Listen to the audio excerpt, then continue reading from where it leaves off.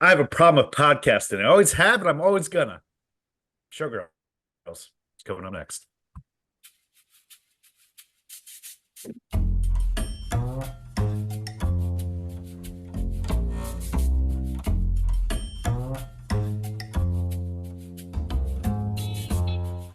Haven't Seen It with Tim Sestito and Tommy Tevenay.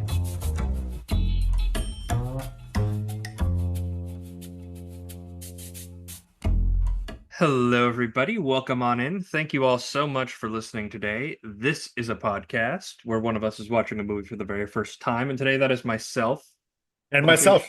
Oh, and yourself too. Yeah, yeah. Because you were We both have never you seen were Showgirls. super enthusiastic about this one, Tommy. My God. And I was going to say a very Well, special welcome to anybody listening to this one because after watching Showgirls, I could see why this would upset some people. yeah, exactly. So, just in case you haven't heard of what Showgirls is, it's essentially the most like fucking explicit film ever. It's the most mass marketed NC-17 movie ever. We both have never seen it. I was supposed to go see a screening of it, but that didn't end up happening because circumstances and shit like that. But I feel like seeing this with an audience would have been 10 times better. Seeing it by yourself, you're like, oh, I feel wrong right now.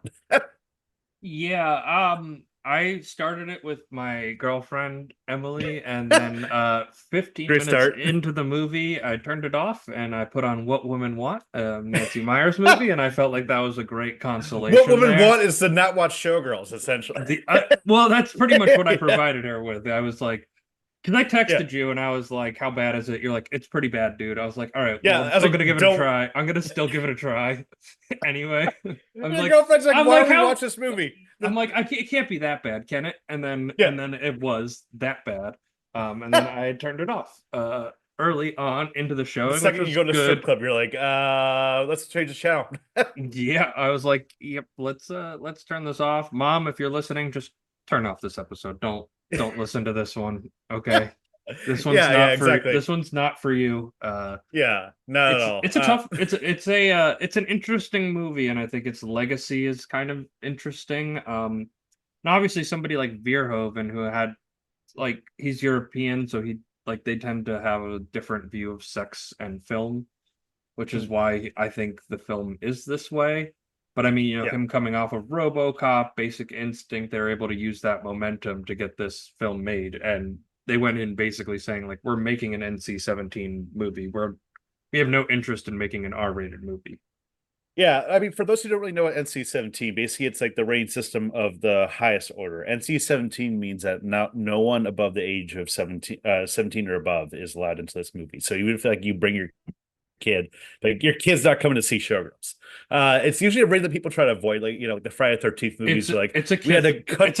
it's a kiss of death for your movie essentially in terms of Yeah, turning a profit. Theaters won't host the movies. Some theaters won't won't show it. I think like you fall out of for any like Academy Award nominations and stuff like that. So there is a threshold between that R and NC-17 or X rating, if you will, that that does exist. And if it's not like, there's prestigious reasons to not do it, and then also financial reasons to not yeah, to get and, cross and, that threshold. and that's what explains like how much of a blank check Paul Verhoeven and Joe House had. They were like, yeah, sure, like you guys just made Total Recall, Basic Instinct, RoboCop. You fucking here you go. Here's your money. You want to do NC-17? Found by us. This movie had a 45 million production budget for an NC-17 movie, which is like what horror movies try to avoid because like, oh, Jason cut off this girl's head. You need to cut that by 8 seconds or something like that in order to get an R rating. Whereas Paul Verhoeven's like, show everything. I don't care. And I think this movie, I talked to one of my friends about, he's like, oh, so how Showgirls? I was like, is the craziest example of a blank check I've ever seen in my life. Like immediately, that you got free reign to do whatever you want for better or worse. Knowing Paul Verhoeven, this probably ended up being for worse. Maybe someone should have reined him in a little bit. Yeah, and we'll dive more into the movie itself, but first we got to cover some movies we've seen recently. Tommy, what's a movie that you went and saw recently in the theaters? So I saw the new Alien movie, Alien Romulus, I over the keep weekend. hearing mixed things about it. Some people really like it. Some people are like it's a creatively bankrupt film. So this is the thing. I liked it. It was made by Fede Alvarez, who made your Evil Dead remake that you loved last year that we covered on the pod. Mm, He made that, and concept of that, the characterization in this movie is not perfect. Like the two main characters have a lot of characterization, and you really get to know them that well. But outside of that, the other characters are essentially just fodder for the alien creatures. But Fetty does some really interesting things with the monsters we haven't really seen in the other movies before. Some great set designs, and the moments of fan service things that people talk about are like, people are like, "Oh, this is a member beer movie." It's not really that much. I felt like there's one line, like they repeat the "get away from her, you bitch" line, which whatever. That's 1 second of a movie. I don't think it takes me out of the whole movie. But overall, I mean, if you like alien movies, you're gonna like this. It was just awesome creature design, and Fede Alvarez really knows how to make like just interesting tension from all this creatures that we haven't seen really. gotcha, gotcha. I saw Lawrence of Arabia in Yeah. theaters. So to dive away from Alien Romulus, which I guess I'll maybe see it when it's on streamers. I don't really have any interest in Mhm. seeing it, but a movie that I could have watched at any point in time in my 30 years of life, I have waited to go see it in theaters because I was told it's a movie you need to go see in a movie theater. And Yeah. Fathom had an event on August, whatever it was. It was a Sunday afternoon. And I mean, it's a absolutely majestic film that really focuses on the character of T.E. Lawrence. It's like one of Mm, the most beautiful movies I've ever seen mm. put to film. It's long. It's long. With the 15-minute intermission, it is 4 hours and 12 minutes, which is a Yeah. long time to be in the theater. It feels long. So, It doesn't feel its length though, which is a compliment, I would say, because mm, any 4 hour movies is going to feel its length.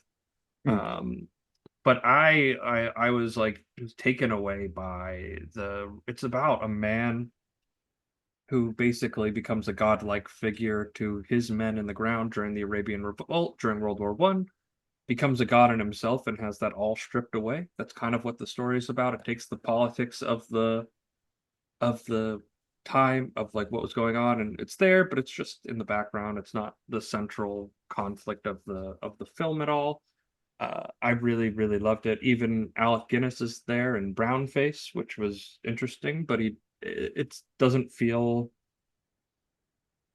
it doesn't feel as nasty as I think it could have. It felt yeah. like Alec Guinness was doing like his best to show respect to the people from this area, and it didn't feel Mm, like it was trying to be in mock or in thing. It's something that feels a bit more of the product of its time.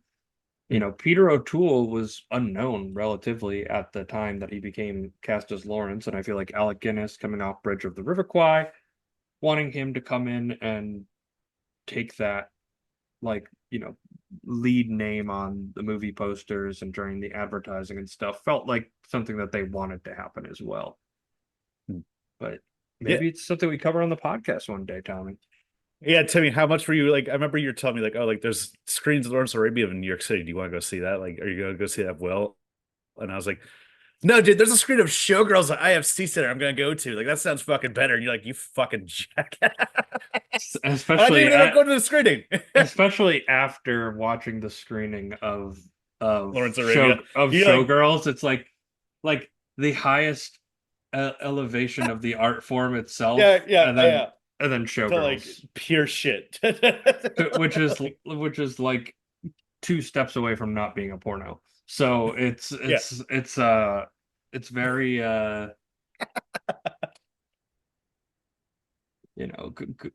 one day. a high to a low. Yeah. High to low brow immediately. High to low brow. You get the full range of that medium here on the podcast. Yeah. Um, but now we're gonna shake it off and go over to Showgirls. I want to see you dance, and I want to see you smile. From the creators of Basic Instinct, Showtime. the last time they took you to the edge. You got more natural talent when you dance than anybody I've ever seen. You're a stripper, don't you get it? I'm a dancer. This time, they're taking you all the We way. take the cash, we cash the check, we show them what they want to see. Showgirls. Rated NC-17. No children under 17 admitted. Starts Friday, September 22nd.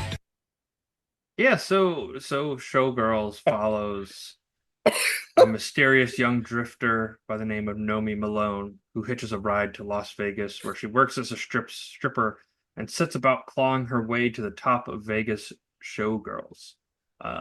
So Tommy, what was your interest in wanting to pursue this as a film for the podcast? Because this was all you, baby. I'm giving you full credit, Yeah, full give me full titles, credit right full here. accolades. The original plan was to have Upstairs Steve on the pod because he said that he's never seen this movie before too, and then scheduling didn't work out where we couldn't have him. I thought Showgirls was a movie that three of us have never seen. We would just get drunk and just shit on the movie. So that ended up not happening. But also, this is our fourth Paul Verhoeven movie. Let's be fair to Paul Verhoeven. We've covered RoboCop. I think our most popular episode was RoboCop, Basic Instinct, and Total Recall, and now probably the nadir of his American career. Yeah, So this one I'll give the direction was pretty good. Like the direction was good. Like the cinematography, the dance sequence, and the choreographing, like it's all very enjoyable, I would say. Like very yeah, good. This is a screenplay issue. Uh, Writer Joe Esterhaz, right? Is that how I pronounce it? yeah, Esterhaus. Yeah, he also wrote Basic Instinct. Basically, he got this movie by like pretty much writing this on a cocktail napkin, and it kind of shows like the journal outline. Yeah. And at what location was he scribbling this down on a cocktail This napkin? is You know what I mean? Yeah, it was on his vacation in his home in Maui in like Hawaii. And then based off the idea from the napkin, he was advanced $2 million to write the script and picked up a 1.7 million when the studio produced it into a film.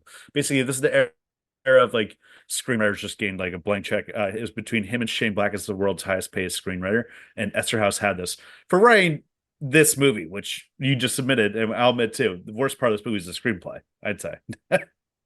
Yeah, and like for me, I think one of the things that I'm really like attaching myself when I'm watching films is the characters themselves here, and I think this movie does a really bad job of establishing characters here. I think Nomi is a difficult protagonist to like. And I think everybody in the world itself is also not very likable. I mean, it comes with the territory, right? Like it's people who work in strip clubs and it's showgirls performances in Las Vegas. It's a Probably movie that not going like to be the best of people, but I still didn't feel an attachment to any of the characters, which is like when you think back on some of your favorite films, there tends to be an attachment to a character. Yeah, this is a movie where no character is likable, and the only character that is likable like gets sexually assaulted brutally Well, in a way that's just like out of a left turn, which just does not fit the movie whatsoever. And I feel like takes it from like just a like fun trash thing to like this feels wrong right here, and it is. yeah, no, I agree with you. It kind of felt like because so Nomi's best friend is Molly in Las Vegas. They basically meet once Nomi arrives in Vegas after hitchhiking, gets her luggage stolen, and then bumps into Molly, lets her stay with her, whatever. Um, yeah, that it's a rape scene. It's not even Yeah, sexual yeah. assault is understating it. It's a brutal rape scene. Really felt Mhm. like we didn't have a way to end the story, so we needed something that would realistically get Nomi out of the showgirls world and And moving on to the next step of her life. and it's just like brutally wet. And when it comes out of like for a movie where like everything else is happy, I guess that in a way narratively, it's like this shows the horrors of Las Vegas, but it's just I felt there could have been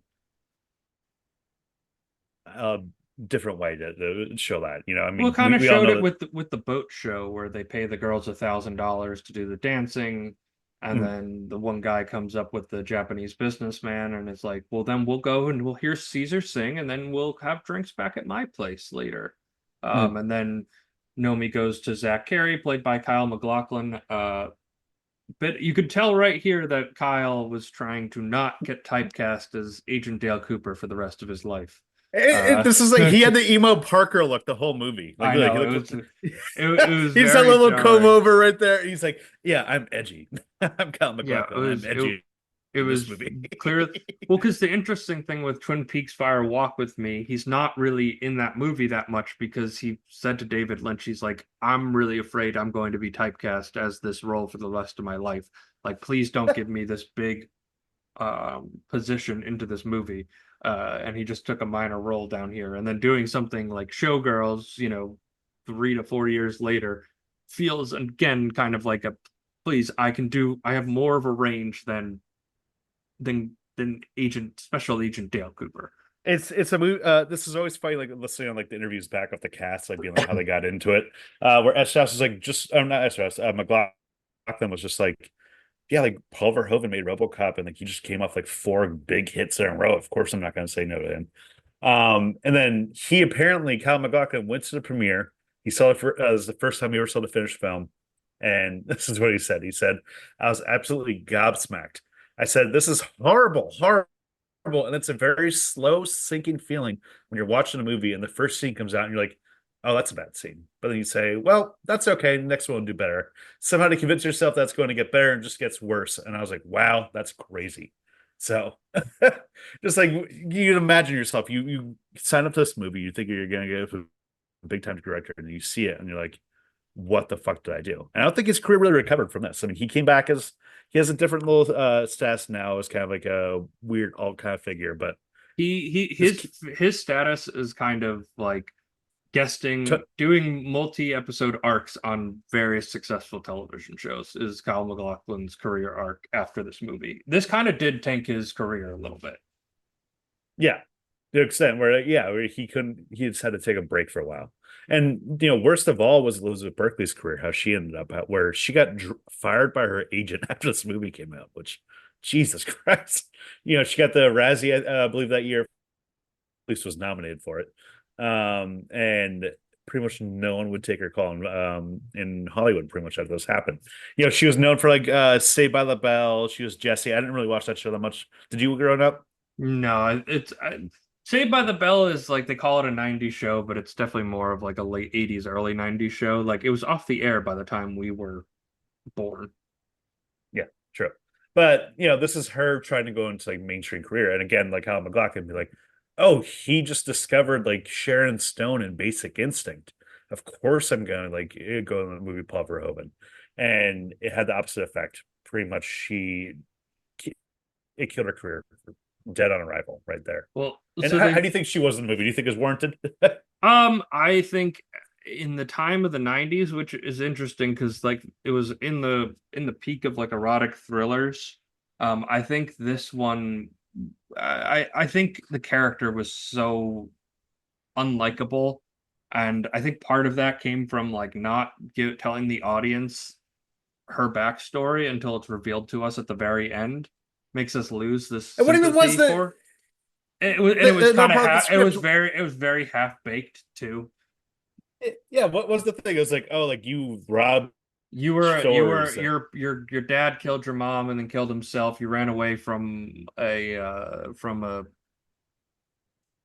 orphanage, and then you hooked and you did it. And then all she has to say about it is, I did what I had to survive. And you're like, oh, Yeah, they okay. make it seem like it's a really crazy dark past, like she was like a killer, or like she like did some really fucked up shit, and you hear it, it's like that's it. Like, all right. I mean, I could have guessed that. I mean, I don't know. Yeah, I so before Elizabeth Barkley was cast, so they were looking at Pamela Anderson, Drew Barrymore, Angelina Jolie, Vanessa Marcel, Jenny McCarthy, Denise Richards, Jennifer Lopez, and Charlize Theron. Um, Mm. there's three main concerns with it. It was the acting, but then the dancing and the nudity, and with those final two being to the most extreme elements. And Yeah. Elizabeth was the only actress that felt comfortable doing all three, which I think in hindsight deserves a lot of credit and respect to her because she really owns a very demanding and role and very vulnerable role. Like I wouldn't really put any negative impact on her. And I think the way that Hollywood treated her afterwards for doing a role like this, which she just felt could be a potential career maker, um, was It, was I negative.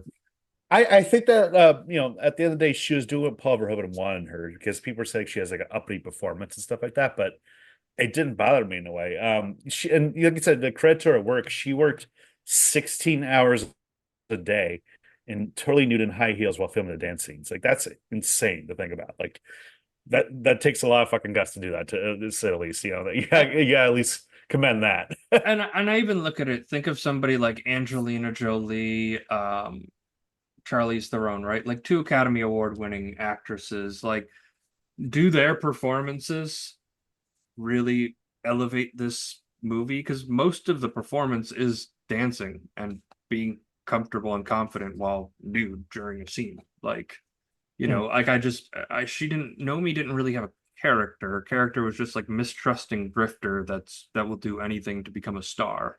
That's kind of her who she is in this movie, and I felt like okay, but like there just wasn't a character for you to dive into to have any sympathy towards. It's very much like an archetype. This is like a typical like Hollywood kind of story over Las Vegas being like, oh, the new star that comes into town and she's gonna take over because the dancer in her show broke her leg and it's following that basic steps. But when you get to the character Naomi, I mean, like her backstory is like nothing. I mean, like And it's only it's revealed to us in the last 15 minutes, like her backstory, and it's just a couple of lines of exposition. Like we don't even get it from Nomi herself. We get it from Kyle MacLachlan's character yeah. using it as blackmail after her friend Molly was raped by their resident artist to being like, you're going to take this payment settlement. Like, we're not going to sue the guy who's taking over a residency for a year. Mm. Come on, you're a team player.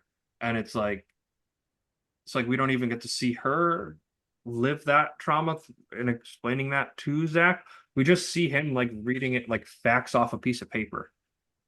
Yeah, exactly. It's just a bad setup. And then the whole tacked on thing where I was like, it was the revenge thing was just so tacked on too. It just felt like this movie was like, oh, we need like a violent ending. And I thought it would have been in a different way of like her getting to like a drug dealer or something like that, but there was not really that tension in It would have been better if she was getting back at Zach Yeah. versus going after this guy, Andrew Carver, who we see one other time when the girls see his poster and they're like, oh my God, I love him. And then it's like, he's going to be at this party. You have to come, Molly. I know you're mad at me for pushing Crystal Connors down the stairs. I know you saw me do that, but come on, you love this guy. And then it's very weird. Like she is like falling into his arms, and then they just bring her up into a room and like lock the door, and just it was all very out of left field and sudden. And then it just turns into this like revenge narrative arc, and it's just like a tonal disconnect for me. Yeah, it's a total whiplash. That's what it is at the end of the day. Because I don't want to like just go on like the shitting rant of like, oh, Showgirls sucks, because like the production design, like you said, of this movie, I think was incredible. All those like dancing shows of like not just like the strip parts, but like obviously like the when it's more classy, like a musical kind of thing. Like when they did the actual Showgirl show, like when they did Yeah. the one at the Stardust Hotel, like that was a really big grand production design, and I really liked how they showed us different parts of the show. Like they kept showing us different parts and different segments of the show throughout the movie. It wasn't like we had to sit and watch the whole thing at one time. It was, Yeah. we got to see pretty much the whole You performance. could see Verhoeven right here being like, here's what would happen if I made a musical. Yeah. Like, essentially, This is his he would be great at it. This is his Singing in the Rain. Yeah, and of course, the Verhoeven Singing in the Rain just has a ton of fucking boobs and shit. So it just goes all out like that. Let me ask you about I think the most compelling part of this was Gina Gershon as Crystal Connors and her rivalry with Nomi, which kind of like starts right from the beginning of the movie where Nomi gets introduced to all these people through Molly. Molly works as a makeup artist on the sets of this, behind the scenes of this. And then Crystal Connors is the star of the show, and then Nomi at this time is just working at a strip club, and Gina Gershon and Zach and Kyle MacLachlan's characters that go into the strip club and force her to do a private lap dance. Then the rivalry kind of escalates throughout the movie, and I felt like that was the most interesting part of it, like the interesting tension through this movie I was think was the relationship between those two women personally. I think Jane Gerson's probably the only one that came away like kind of unscratched from this, because I think she just leaned into the tension where she ended up following up this movie with Bound, the movie of Jennifer Tilly. That was the first Wachowski's movie, and that's essentially like kind of a very sleazy noir too within it. But I think she gave a like fun performance in this movie. Like she knew what kind of movie she was in. She knew it was just in pure trash, and she was just like played like almost the cool. I guess closest thing this movie was to femme fatale Well, type role, where it's just like she plays it like a veteran of the game. Like she's been doing yeah, this for a while. Even her mm, confession to Nomi at the end when Nomi comes in and is like, "Hey, by the way, I pushed you down those stairs," and she's like, "I know. yeah, How do you think I got my start?" Like yeah. this is the way it needs to go, and I think ultimately this is just like a this movie is just a narrative disaster. Yeah. Some funny lines in the movie for Oh, sure. I mean, if there's one thing, this movie has amazing one-liners. I mean, like you were talking earlier, like we opened up the podcast with the character we haven't talked about yet, her friend that tries to tell her like, yo, you shouldn't be doing this type of shit. Molly. No. James Smith, the black guy, Oh yeah, her yeah. her friend. But like, he says in the movie, like, I have a problem with pussy. I always have, I always will. And he has other lines like fucking everyone has like AIDS and shit now, man. So, um so do you think this movie falls into the satire camp territory? Because I don't think it works as a satire at all. I think it definitely works in terms of a campy way, and I think that's why I got some enjoyment out of this movie, especially with the James Smith character. Fun fact: we've actually covered him on a podcast before. That actor, do you know what? What movie? All right, he was in Speed, and he was the guy in Speed that Keanu takes his car. Remember, like the Corvette or whatever? Yeah. Yeah. Oh, So okay. yeah, so we covered that on the Film versus Film podcast, but so I think that like he drove like every time he was on screen, I was just laughing my ass off. I thought it was like fucking hilarious. I think that like the way this movie like treats sex is kind of like just like a 13-year-old boy would in a way. It just feels like very immature in a way that's like it's making Yeah. me laugh out loud and just like, be like hilarious. And we were joking earlier before we started recording. This would have been the ultimate fucking movie to watch when you're 13 years old. I mean, we had the American Pie fucking direct to DVD sequels, which are awful. We could have watched Showgirls and at least had like fucking Paul Verhoeven directing it. Yeah, I mean listen, this movie is nothing more than like the sum of its parts and what you kind Yeah. of expect it to be. It's not one of those movies where I know it's kind of had this critical reevaluation where some people are like, it's actually a satire. And I'm like, these are like Vegas dancers and the scumbag people who force these people into very precarious situations. Like, there's nothing about this that feels satirical versus something like Starship Troopers, Verhoeven's, which I would call probably his best satire, kind of satirizing nationalism, the military, and things like that just gung ho thing. Like, there's actually something to satirize there. Like, there's nothing to really satirize here. They're just bad people. I think in a way that it's like basically shown as like more like over the top, really taken to the absolute extreme of everything. Like, the Tony Moss character of like when she auditions to be in the show, where he's like telling every girl, like, here's what's wrong with you, and you're wrong with this. And he's like, and one of his lines, like, I'm erect, why aren't you erect? And he's just like, he asked one girl like a question, he's like, good, good, I'm glad you got it. I'm shocked you got it. And just erupt those one-liners right there. I think you can see it a little bit, but I think that's just overall muddled by a movie that is more interested in the visuals and fleshing out like a That's satire. that's the thing. I don't really know what the point of this movie was. Like, I didn't really walk away taking anything from this outside of a couple of chuckles of good one-liners and some cool dances. It felt like a movie that just like is such a So screenplay nightmare. Yeah, this is a movie that was essentially supposed to save Carlco Pictures. Basically, Paul Verhoeven said the reason he did this movie was he didn't like the script. He passed on the project. He was going to do this movie called Crusade with Arnold Schwarzenegger. That didn't go through, and then Carlco Pictures could not afford to produce both Crusade and Cutthroat Island. Um, he was like, "All right, I'll do Showgirls, I guess, because Esther House already got 4 million. He'll do a favor to Croco and Esther House and do that." And he's like, "Oh, I can use this as like All About Eve and stuff like that. It's gonna be an over-the-top mortality tale, popular with like amoral characters." Um, and then it just the satirical nature just did not end up going like whatsoever. No, yeah, I and think that like it's a tonal whiplash. I think it's just the structure of a girl trying to rise to fame to it with like with and then like where it tries to be satirical, like was the rape sequence at the end, like their attempt to satire be like just dark and expose the truth of it, like it was so gruesome in the film, and it just came off just such a tonal whiplash from where the movie and the story had been going. Like I thought the yeah. most satirical thing was when um Kyle MacLachlan's character called the other manager after the boat sequence and like in front of Nomi and was like, don't you ever, you understand me, ever do this. If I hear this, this is the end of you." And then like Nomi walks out and he calls him back. He's like, I'm just kidding. Don't worry. I'm like, oh, okay, see, like that's satirical there. Yeah. Like explains who this character is exactly. He's a two-faced scumbag. And then, but then like It's they just don't so touch funny on that it again. yeah, it's just so funny. I mean, I need to pull up what he looks like in this movie right now. Where like he just looks like fucking like emo Parker, and like He his does. introduction is just like this like very cringy kind of sex scene of like him getting like grinded on by Elizabeth Berkley while like Nomi watches.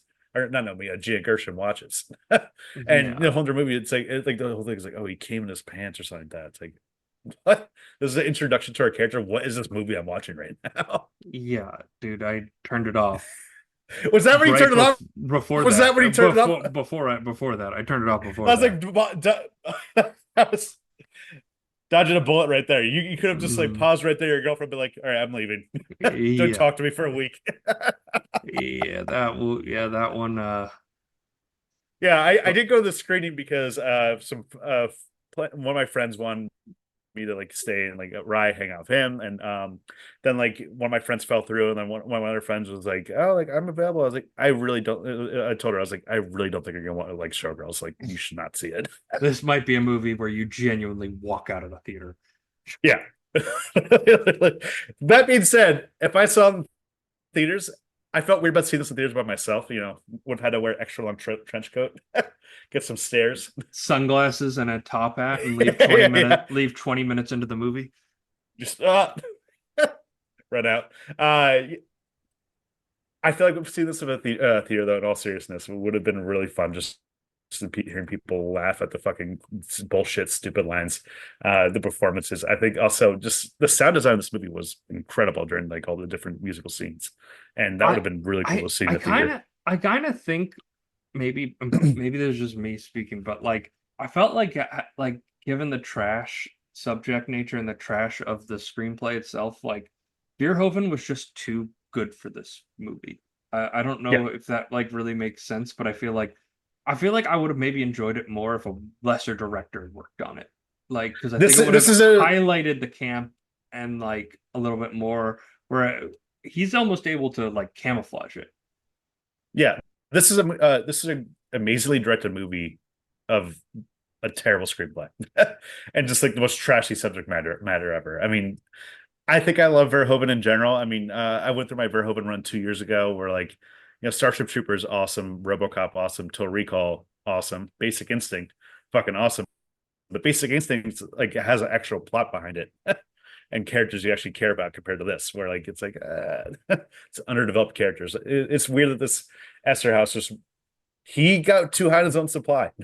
He thought he could do no wrong. Yeah, That's this that's definitely what he lost felt him. like it feels like an ego project for sure. Um, Yeah, it feels like when people try to push the boundary of film and the boundary of storytelling so far to the point that you then come here and you look at what you did, and it's like, oh, well, when you abandoned the main premise of character, you lose everything. Also, Tim, Google what Joe Esterhaus looks like, and he'll look exactly what you think he looks like. No, as okay, yeah. Mm-hmm.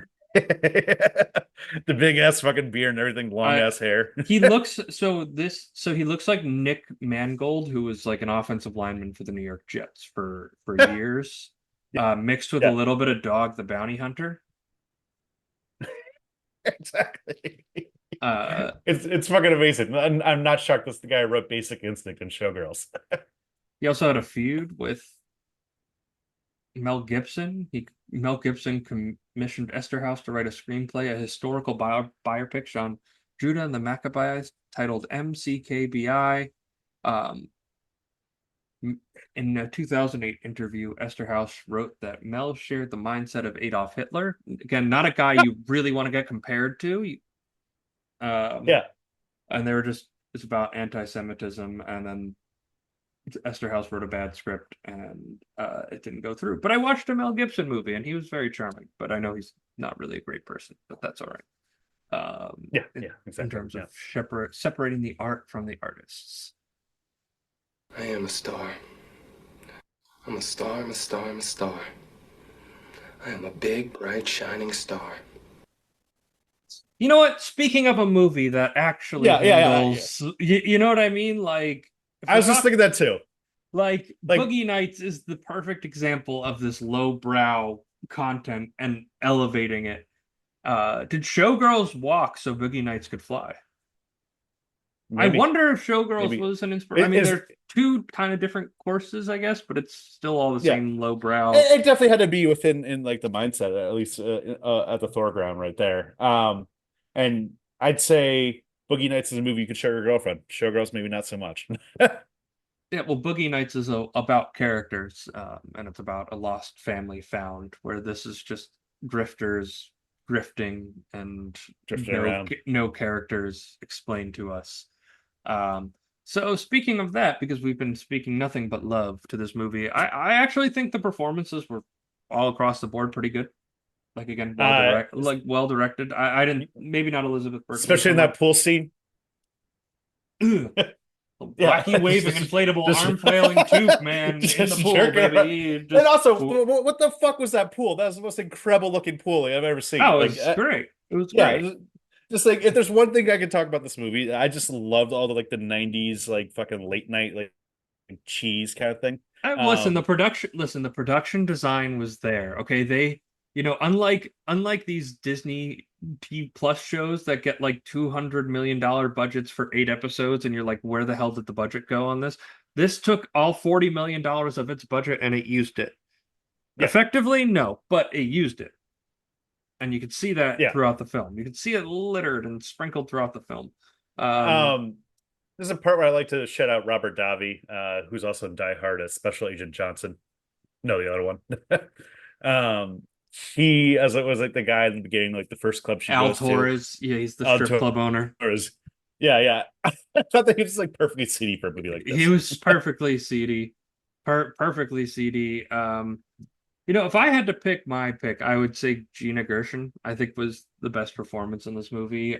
She just played such a strong woman in control in an environment that's like dominated by men itself. Like she just seemed like she was having fun. She knew it was junk garbage. It's like when a big name actor signs on to a bad Marvel movie as the villain, and they're like, I'm gonna have some fun with it, like yeah.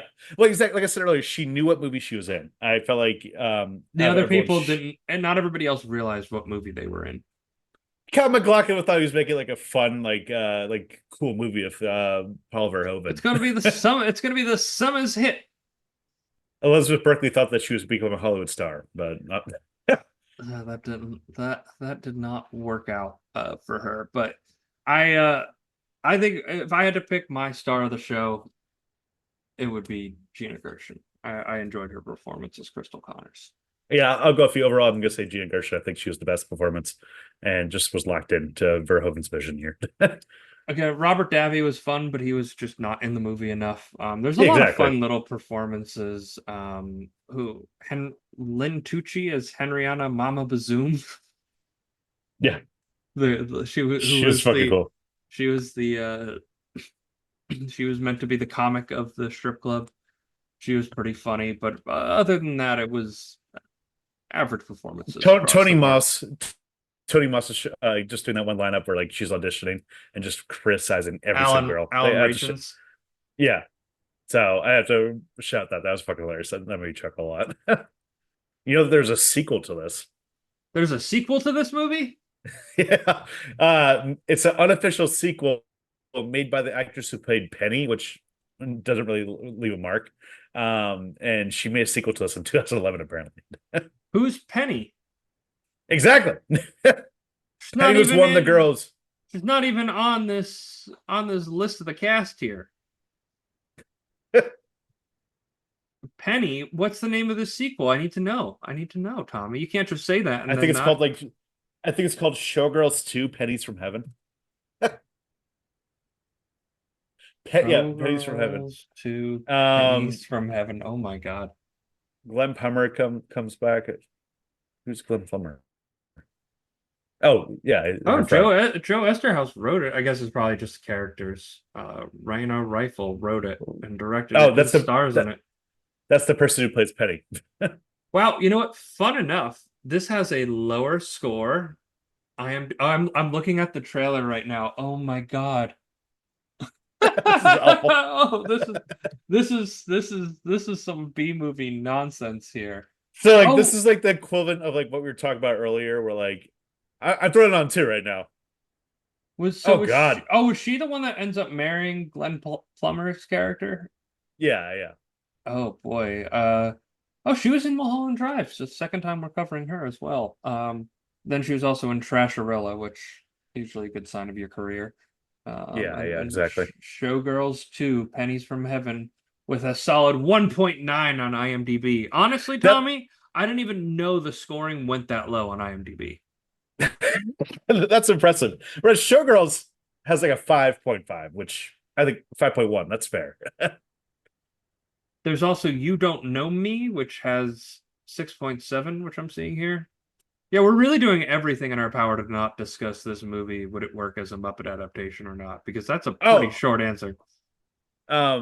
Miss Piggy. What? Just gotta leave that there. You didn't answer my question. What I would said this work as a would you this just work as a went so Muppet adaptation? yeah, just Are you Um, ready, comedy partner? Waka waka. you shut the fuck up, Tommy. Let me play my sound drop.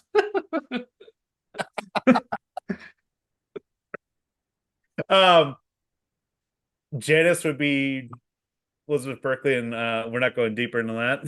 There's nothing to go deeper into this. If the answer is a resounding no, Disney Corporation, I am critical of you at some points, but I am with you 100%.